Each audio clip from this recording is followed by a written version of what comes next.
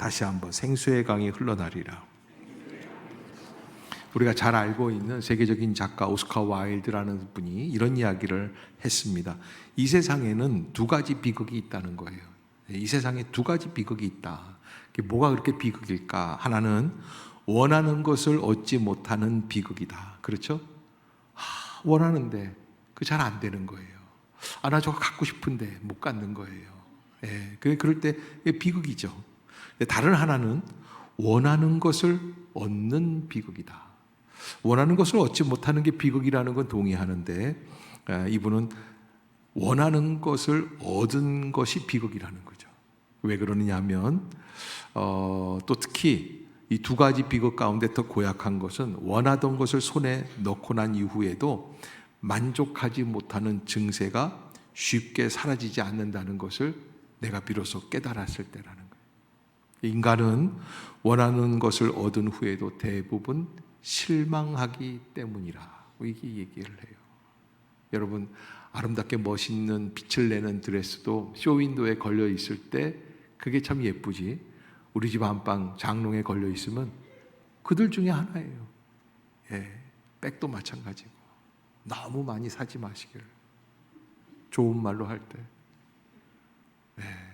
찔리는 분이 없는지 다들 용감하게 저를 딱 정면으로 바라보고 있는데, 남는 거 있으면 갖고 오시고 나눠줄 수 있는 그런 은혜가 좀 있었으면 좋겠다 생각이 들고요. 원하는 것을 얻지만 얻은 다음이 더 비극이다. 왜? 인간에게는 참된 만족이 없기 때문에 그렇다. 오늘 예수님께서 요한복음 7장에, 이 요한복음 7장은, 요한복음 6장은 유월절 사건이고 요한복음 7장은 초막절 사건이라고 말씀을 드렸습니다. 이 초막절 사건에서 예수님께서 우리에게 말씀해 주시는 것은 바로 오늘 본문에 나와 있는 이 내 배에서 생수의 강이 흘러나리라. 이 말씀을 여러분들이 잊지 않으시면 돼요. 따라해 봅시다. 초막절은 우리의 배에서 생수의 강이 흘러나기를 원하시는 절기이다. 아멘. 제가 늘 말씀드리지만은 하나님께서 우리에게 축복을 주십니다. 근데 축복을 주시는 거에 있어서 진정한 영적 의미, 아멘. 그 영적 의미를 깨달아야 돼요. 내게 시간을 주시는 것, 내게 건강을 주시는 것, 내게 물질을 주시는 것, 내게 가족을 주시는 것. 여러분, 내게 돈을 주시는 거에 이 하나님의 은혜를 깨닫지 못하면 이 돈으로 뭐 합니까? 노름하고 다 날려버리게끔 돼 있어요. 하나님께서 내게 주시는 축복, 이 건강이라든지 물질이라든지 시간이라든지 재능이라든지 다 하나님의 은혜 가운데 내가 해결할 수 있어요. 특히 자녀의 문제도 그래요. 자녀를 허락해 주셨습니까? 그러면 그 자녀가 내 마음대로 내가 원하는 학교에 내 생각대로 장래를 내 뜻대로 이렇게 하는 게 아니죠. 오직 하나님의 영광을 위하여.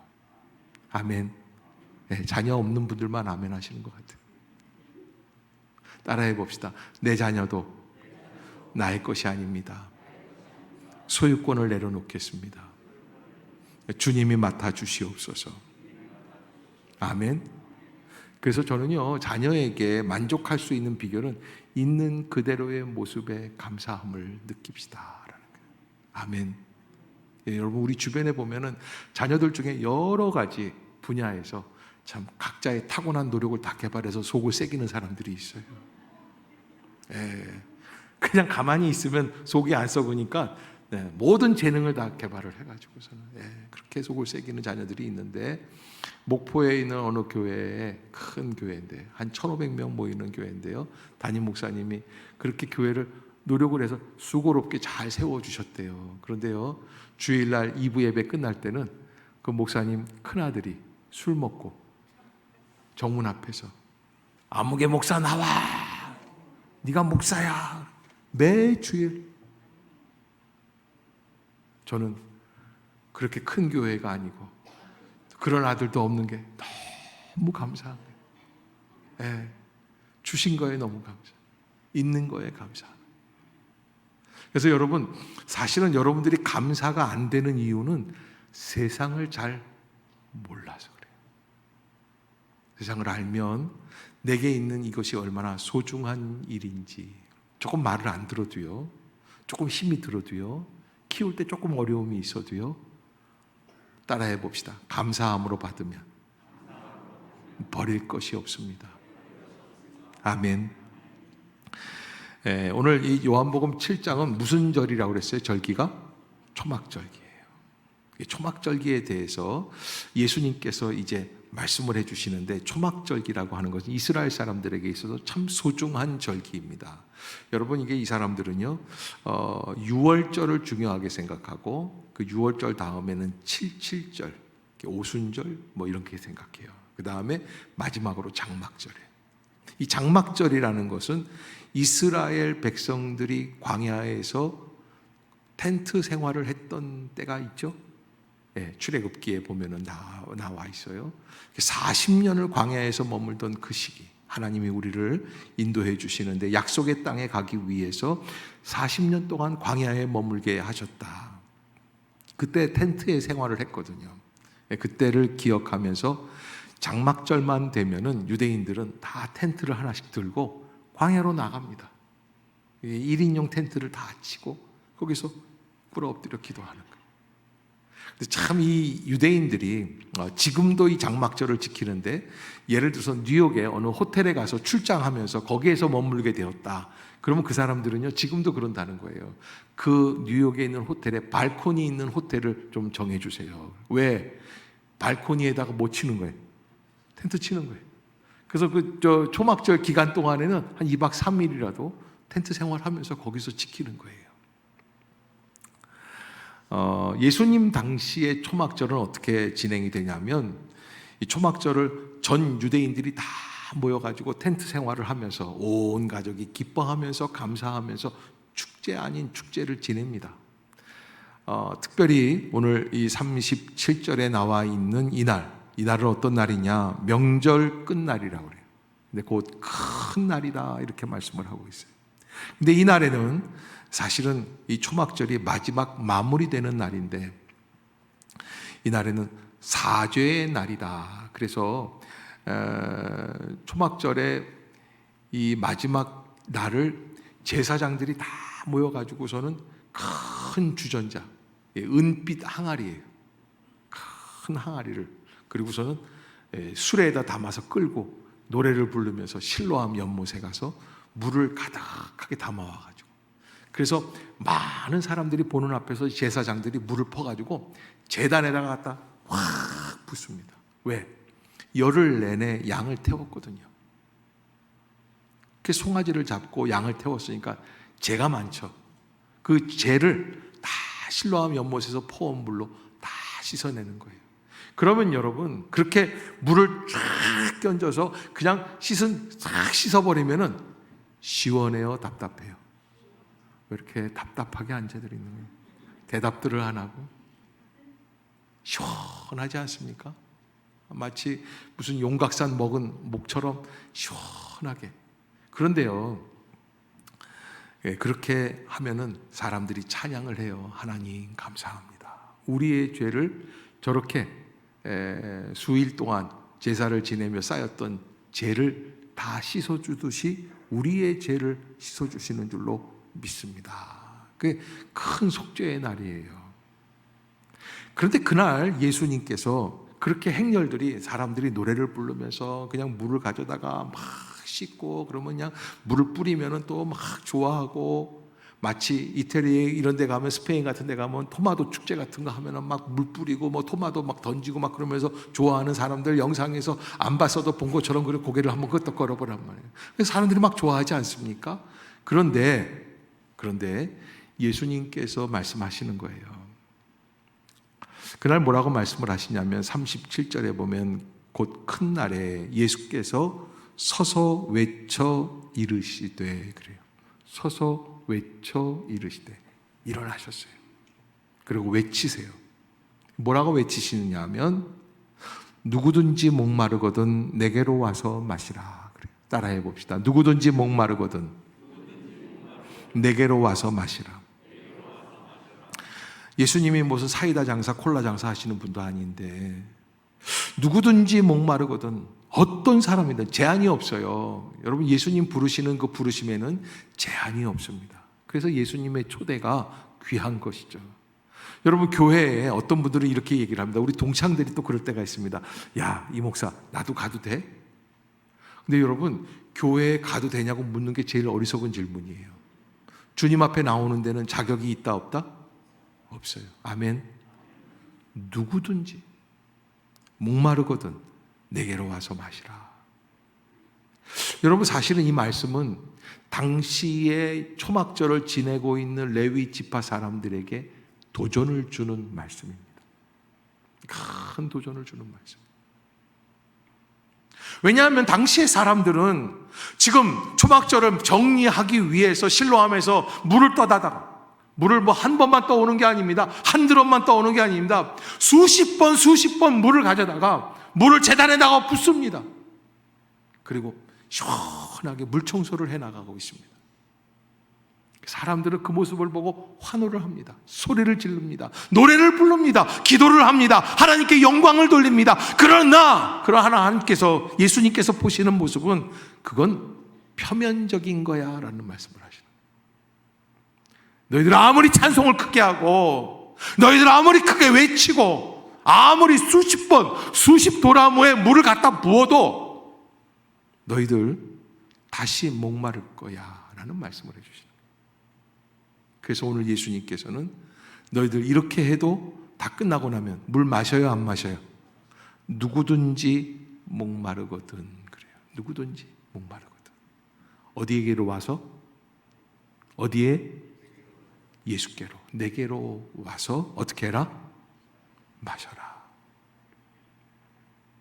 깜짝 놀랄 만한 말씀이죠. 그러면서 이렇게 말씀을 하세요. 내게로 와서 마시는 게 뭐냐? 나를 믿는 자는. 그러니까 여러분, 생수를 마신다는 건 예수님을 어떻게 한다는 거예요? 예수님을 믿는다는 거예요. 예수님을 내 마음에 영접한다는 거예요. 아멘. 여러분, 그렇기 위해서 우리가 이 자리에 나와 있는 줄로 믿습니다. 예. 우리가 예배 드리는 아주 본질적인 의미는 다른 게 아니에요. 예수를 믿기 위해서, 예수의 생수를 마시기 위해서. 나를 믿는 자는 성경의 이름과 같이 그 배에서 무슨 강이 흘러나와요? 생수의 강이 흘러나오리라. 아멘. 생수의 강이 흘러나오리라. 그게 무슨 이야기냐면 영원히 멈추지 않는 강물결이 우리의 속에서 흘러나오게 해 주시겠다라고 하는 약속입니다. 여러분, 우리는요, 끝없는 목마름이 있습니다. 영적 갈증이 있습니다. 요 정도 하면 되겠지 했는데 그 다음번에 갈증이 또 있어요. 또 있습니다. 영혼의 갈급함, 또 공허함, 불안, 초조, 두려움이 찾아오게 되는 것을 봅니다. 불란서의 어느 여자가 아주 34, 24, 34, 키는 1m 70에 늘씬하고 외모가 멋있는 그런 여인인데도 불구하고 너무 세상 사는 게 답답하고 외롭고 괴롭고 죽기로 결심을 했는데 자살을 여러 번 시도했는데 잘 안 되더래요. 이번에는 굶어 죽어야지 되겠다라고 생각을 하고 굶기 시작을 했어요. 그 사람이 순간순간 죽어가면서 일기를 썼는데, 단식 17일째, 심장이 비어있는 것 같이 공허하다. 그런데 왜 아직도 죽지 않는 것일까? 사람 독합니다. 17일 안 먹어도 죽는다, 사는다? 살아있는 거예요. 안 죽어요. 32일째, 아직도 심장은 뛰고 있다. 놀랍죠? 아무것도 안 먹고 물도 안 마시고 32일을 견디는데 음식을 먹고 싶은 생각밖에 들지 않는다. 영혼까지도 팔 수 있을 것 같다. 그러나 나는 지지 않을 것이다. 잘했어요? 잘못했어요? 뭘 일났다고 그걸 지지 않겠다고 그걸 굶고서는 배고픈 걸 참고 그러고서는 39일째 죽는 것이 이렇게 힘든 것인 줄은 몰랐다. 맞아요. 사는 것보다 더 힘든 게 죽음일 수 있어요. 그러나 내가 겪었던 고독이 더 두렵다. 이제 이 여인이 왜 죽는지를 알죠? 왜 죽으려고 하는 거예요? 고독한 것 때문에. 나는 고독보다는 죽음을 택하겠다. 45일째, 이제 몸을 움직일 수가 없다. 허리가 너무 아프다. 아마 거의 죽어가는 것 같아요. 그리고 그 일기를 마지막으로 숨을 거두었다고 합니다. 나중에 사람들이 발견했는데 이 사람은 놀랍게도 불란서에서 가장 인기 있는 모델, 배우 뭐 그런 뜻, 피숑이라고, 피숑 아는 사람이 있어요? 나도 잘 모르는데 하여간 그런 아주 유명한 여자, 세계적인 여성 아니겠어요? 불란서의 유명한 모델이니까 34, 24, 34 키는 한 1m 한 80 되겠죠. 여러분 사실 이런 얘기하면은 나는 그러면 절대 안 죽는다. 34, 24, 34 죽어요 살아요? 살지. 그러면 왜 안 170이 아니라 150도 사는데 뭔 얘기인지 잘 모르시나 봐. 그런데 그 모델이 죽게 된 원인은 외로움에서 기인한 고독이라고 하는 거예요. 불란서 사람들이 깜짝 놀랐다는 거예요. 그렇게 유명한 모델이 그렇게 고독할 수가. 왜? 세상의 인기에 물른 우리를 더욱더 절망감에 빠뜨리게 된다. 고독하지 않으려고, 목마르지 않으려고 돈을 벌고 공부를 하고 세상을 살아내고 사회생활을 하고 사람들과 관계를 하고, 그런데 살아갈수록 더 점점 목마를 뿐이다. 그래서 오늘 예수님께서 우리에게 명절 끝날에, 곧 큰 날에 누구든지 목마르거든 내게로 와서 마시라. 아멘. 그 말씀을 주시는 거예요. 너희들 이렇게 해서 이렇게 골백 번 내년 여름에 또다시 와서 또 할 거 아니냐. 그래도 또 목마를 거야. 그런 예수님이 하시는 결론은 뭐냐면, 나를 믿는 자는 그 배에서 생수의 강이 흘러나오리라. 그러니까 여러분, 그저 갖다 붓는 생수가 아니라 내 심령 가운데에서 생수가 솟아나는 역사. 아멘. 그러면 이게 어떻게 될까라는 거. 어떻게 해서 이렇게 될 수 있을까? 어떻게 해야 우리는 이 심령 가운데서 생수가 솟아나는 인생을 살아갈 수 있을까? 39절 한번 같이 읽어봅시다. 시작. 이는 그를 믿는 자들이 받을 성령을 가리켜 말씀하신 것이라. 예수께서 아직 영광을 받지 않으셨으므로 성령이 아직 그들에게 계시지 아니하시더라. 아멘. 따라해 봅시다. 성령을 받읍시다. 다시 한번 성령을 받읍시다. 여러분, 우리가 인생을 살아가면서 신앙생활이라는 것을 하게 되지 않습니까? 그런데 신앙생활 하면은 어떤 분들은 이렇게 얘기를 합니다. 믿음 생활하면 특히 아내가 너무 강권해서 억지로 나온 분들은 그런 분들이 있어요. 마누라는 뭐라 그러면, 여보 너무 좋지, 오늘 목사님도 너무 은혜로워서, 뭐 찬양도 너무 좋아서, 뭐 기도도 너무 귀해서. 그런데 별거 없는데 계속 그런단 말이에요. 동의가 안 된단 말이에요.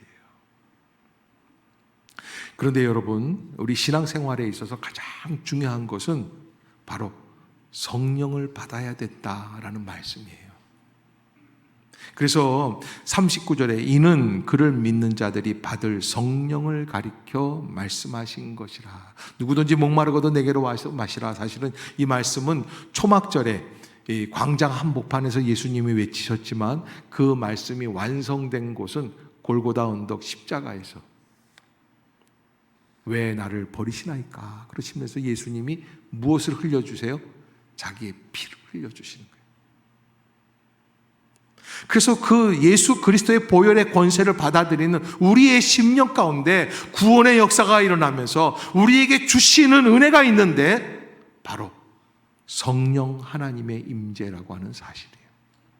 그게 사도행전 2장의 오순절 마가 다락방에 성령의 임재로 나타나게 됩니다. 우리의 심령이 예수 그리스도 앞에 왔으면 마치 생수의 강이 흘러나오는 것처럼 흡족하고 풍족할 수밖에 없는데, 그렇게 되지 않는 가장 강력한 이유가 바로 성령을 받지 못하기 때문이라는 거예요. 성령 하나님 어떤 분이신가? 우리의 심령으로는 도저히 이룰 수 없는 은혜를 우리에게 허락해 주실 수 있는 통로를 여시는 분이시다. 따라해 봅시다. 성령은, 다시 한번, 성령은 통로를 여시는 분이시다. 무엇의 통로를 여세요? 하늘의 통로를 여시는 거예요. 아멘. 하늘의 창을 열어주시는 거예요. 아무리 하늘 위에 큰 물덩어리가 있어도 통로가 열리지 않으면 내게 들어올 수가 없는 것처럼 성령 하나님께서는 통로를 여시고 우리의 심령 가운데 그 은혜를 부어주시는 줄로 믿습니다. 일본에서 오랫동안 사역하시던 선교사님 한 분이 선교사를 하면서 한 30년 넘게 일본에서 선교하시면서 위기가 없었습니까? 그랬더니 그 선교사님이 한번 크게 마음이 흔들렸던 때가 있으셨다는 거예요. 그래서 언제입니까? 뭐 일본 선교가 좀 잘 안 되고 반응이 없고 사람들이 믿지 않기 때문에 그런 건가 하고 여쭤봤더니 그 선교사님 뭐라 그러냐면 독도 때문에 그렇다는 거예요.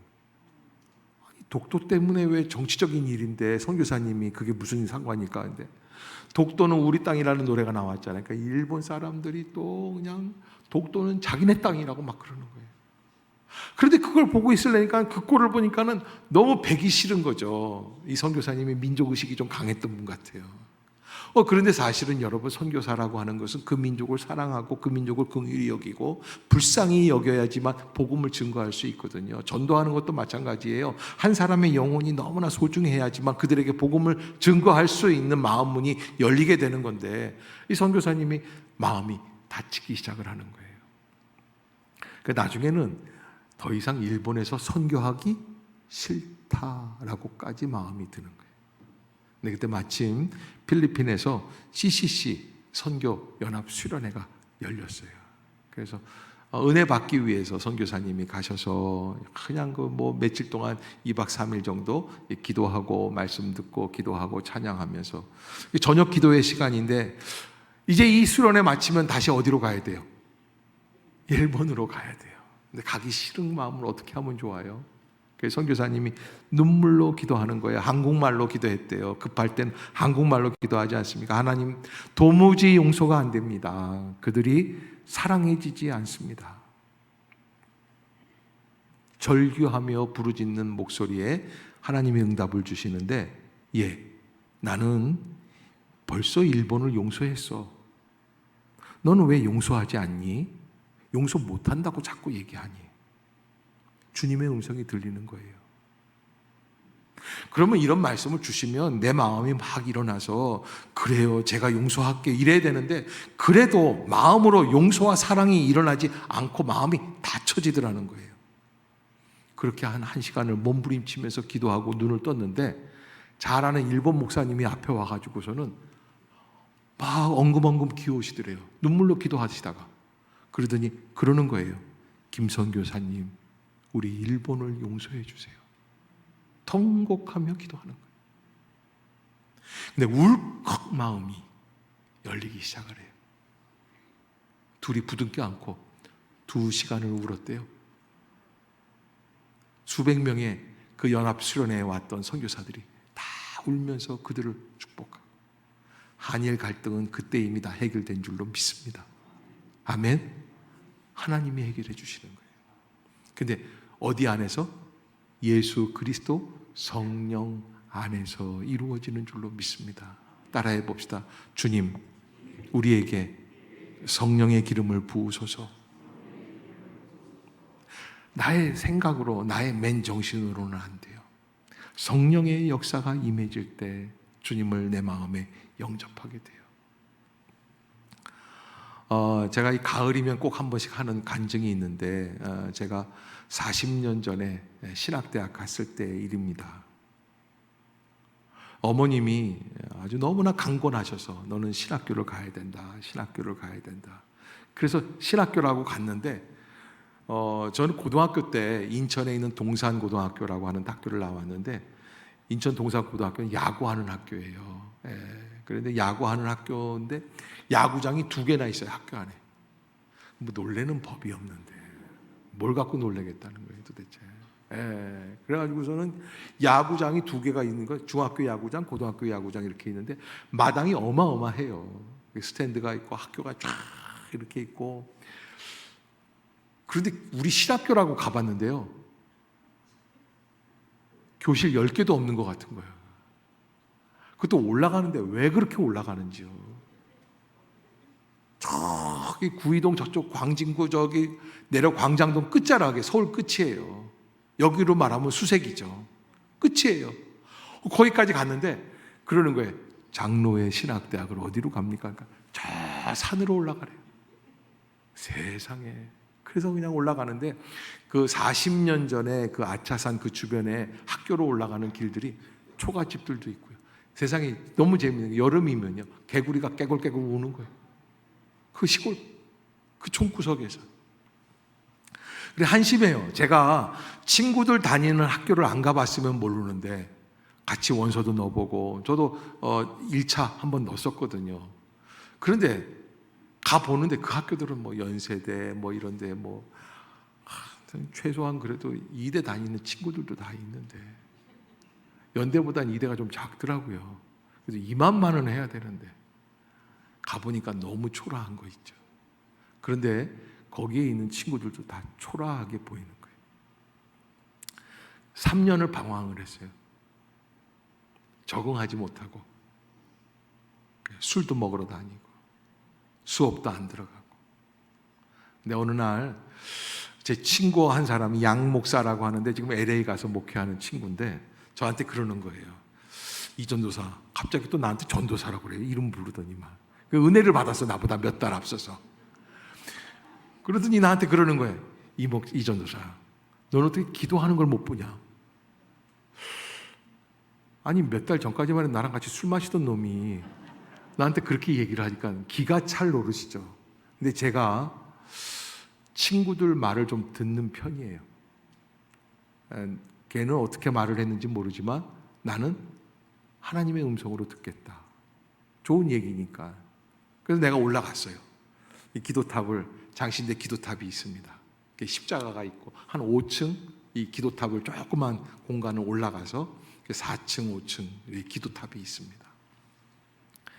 기도를 하는데 제가 한 번 시작을 하니까 한 석 달을 가더라고요. 하루에 1시간 아니면 2시간. 그런데 아무런 연락이 없어요, 주님이. 저는 뭐 3대째 장로 집안에서 태어난 사람이기 때문에 성경도 읽는 거 좋아하고 찬양도 드리는 거 좋아하고 그래서 성경을 읽거나 찬양을 드리거나 그렇게 지냈어요. 근데 어느 날 한 요쯤 되는 것 같아요. 10월 달에. 그래서 제가 이 간증을 드리는 거예요. 밤에 이제 한 7시쯤 와서 이제 기도탑에 올라가서 기도를 하고 집으로 내려갈 요양으로 그렇게 기도를 하는 거예요. 기도를 하려고 딱 기도실에 들어가서 딱 앉아가지고서는 성경책을 펴고 그리고 기도를 하고서는 말씀을 읽으려고 그러는데 성경책을 딱 펴는 순간인데 그런 말씀을 하시는 거예요. 야, 너 내가 너 얼마나 사랑하는지 알아? 사실 저는 사랑받을 만한 자격이 조건이 아니에요.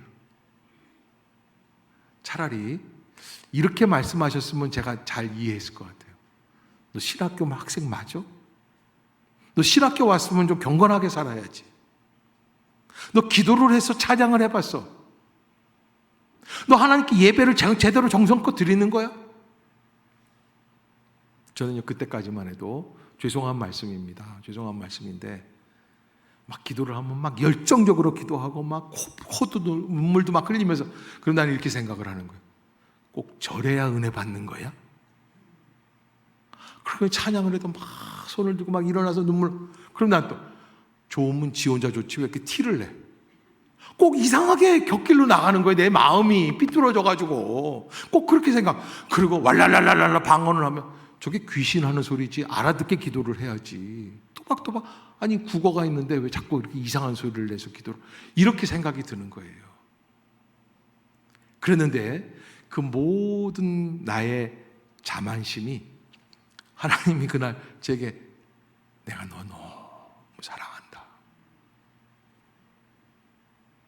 그런데 이렇게 눈물이 그 소리를 듣는데 눈물이 주르르르 흘러요.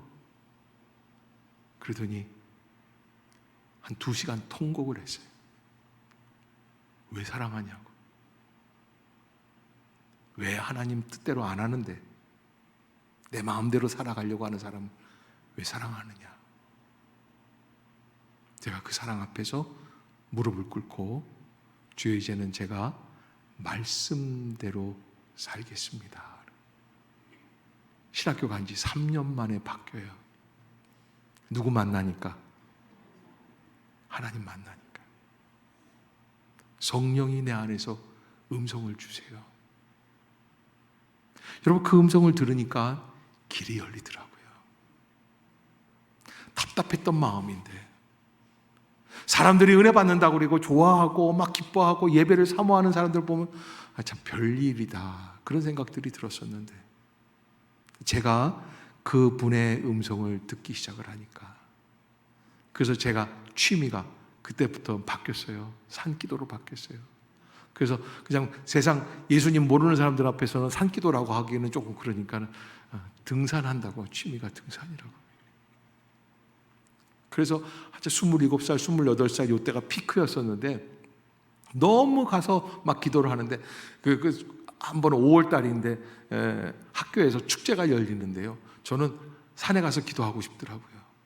그래서 쭉 올라가서 기도하는데, 그날 그 순간 너무 은혜가 강력하게 임했는데, 한낮인데, 밤중에 기도할 때 주로 은혜가 임하는데, 그날은 또 낮인데도 그 은혜가 임하는데, 내가 일어나서 예수 여기 오셔서 이곳에 임하여 주 찬양을 막 하는 거예요. 그러면서 막 찬양하는데 눈물이 그렇게 나는데, 지금 생각해 보면 너무 웃긴 게, 등산하는 사람들이 많이 있었거든요. 아유, 젊은 애가 젊은 나이에 예, 좀 맛이 갔구나. 여러분, 그래도요, 저는요 너무 좋은 거예요. 너무 감사한 거예요. 한 번은 북한산 삼각산이라고 하죠. 예, 평창동 위에 있는 그 올라가서 산에 밤새, 그러니까 한 학기를 마치고, 대학원 한 학기를 마치고, 그리고서는 한 학기 잘 마치게 해줘서 감사합니다, 금요 철야할 때 올라가서 기도를 하는데, 깜빡이는 6월 말 7월 초 요쯤 됐겠죠. 그냥 안개가 서울 시내 쫙 꼈는데, 그 안개 위에 비슷하게 보이는 건물들을 보면서 환하게 밝아오는데 너무 좋더라고요. 무슨 마치 뭐 변화산에서 예수님 보는 것 같은 그런 느낌. 그래서 일어나가지고 혼자 막 또 찬양을 하기 시작을 했는데, 너무 좋았는데, 지역 주민인 것 같아요. 한 여자가 올라오더니, 내가 이래서 예수 믿는 것들을 싫어하는, 난 너무 좋았는데, 그래서 죄송합니다. 그때 이제 바뀌기 시작을 하니까. 네.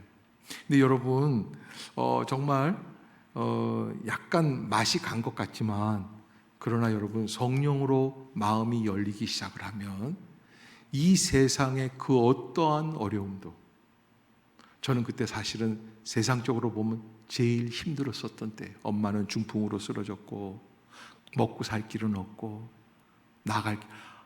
돈을 벌어야 되는데, 뭐 신학생이 어떻게 돈을 벌겠어요. 막막하고 답답하고.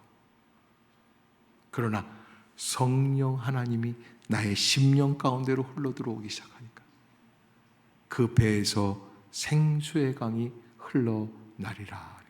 아멘. 여러분, 믿음은 배에서 생수의 강이 흘러나는 거예요.